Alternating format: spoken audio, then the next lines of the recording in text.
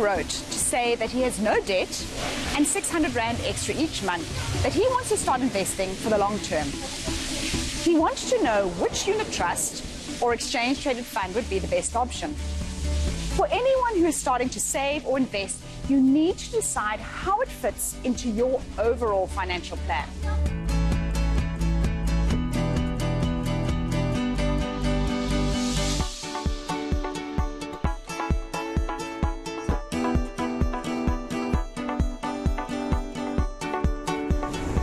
The first question is always, do you have an emergency fund? Do you have access to money for urgent, unexpected bills, or do you rely on credit? Busang admitted that he did not have any cash reserves. People often make this mistake of investing money into a long-term investment without having some money put aside for short-term needs. This means that when an unexpected expense arises, they are forced to cash in the investment. Most long-term investments are market-linked and can underperform in the short term. So if Busang was forced to cash in when the markets were down, he could actually lose money. Busang also needs to look ahead to expenses he may have to meet in a year or two's time, like next year's school fees or a major car service.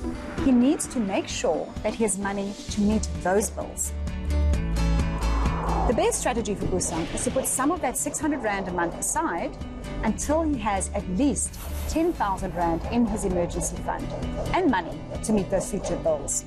A high-interest savings account would be an appropriate product for a shorter-term investment.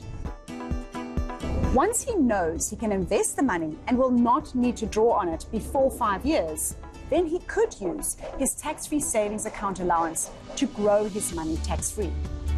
An appropriate product would be a tax-free savings plan into a low-cost balanced fund that has a spread of underlying assets. This would include local and offshore shares, property, cash, and bonds.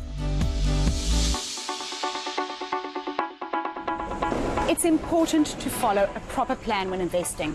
Find a balance between having some liquidity and saving and investing for the long term. I am Maya Fisher-French.